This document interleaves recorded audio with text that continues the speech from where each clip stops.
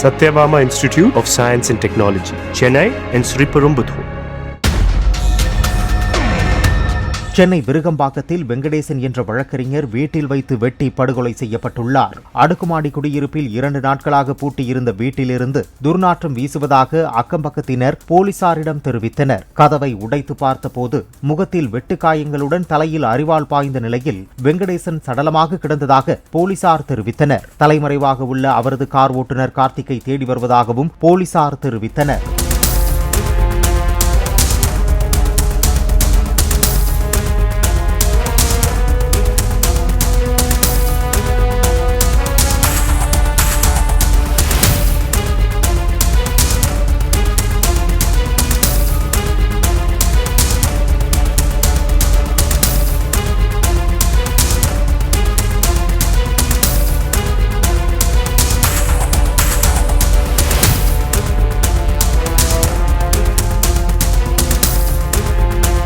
Satyabama Institute of Science and Technology, Chennai and Sriperumbudur.